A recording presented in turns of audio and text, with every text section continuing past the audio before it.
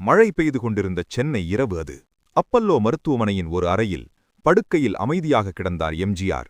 உடலில் குண்டு காயம், வலி, சொல்ல முடியாத வலி, பேச முடியாது, எழுதவும் முடியாது. ஆனால் அந்த மனிதனின் கண்களில் மட்டும் ஒரு விஷயம் தெளிவாக இருந்தது.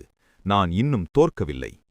1967ஆம் ஆண்டு ஏற்பட்ட துப்பாக்கிச் சூட்டால் குண்டு தொண்டையை துளைத்தது. குரல் சேதமடைந்தது.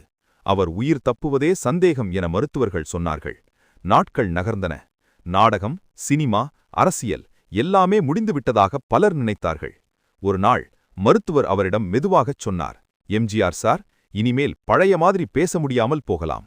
அந்த வார்த்தைகள் ஒரு நடிகருக்கு ஒரு மரண தீர்ப்பைப் போல. ஆனால் எம்ஜிஆர் அழவில்லை, கோபப்படவில்லை, அவரால் பேச முடியவில்லை. ஆனால் ஒரு காகிதத்தில் மெதுவாக எழுதினார், பேச முடியாவிட்டாலும் என் மனசு பேசும், என் மக்கள் அதை கேட்பார்கள். மாதங்கள் கழித்து எம்ஜிஆர் மீண்டும் மேடையில். குரல் உடைந்தது, வார்த்தைகள் தடுமாறின. ஆனால் அந்த உடைந்த குரலில் ஒரு உண்மை இருந்தது, ஒரு தியாகம் இருந்தது, ஒரு தன்னம்பிக்கை இருந்தது. மக்கள் எழுந்து நின்றார்கள். கண்களில் கண்ணீர், கைகளில் கைத்தட்டல். அன்றே மக்கள் முடிவு செய்தார்கள், இவர் நடிகன் மட்டுமல்ல, இவர் நம்ம வாழ்க்கையின் குரல்.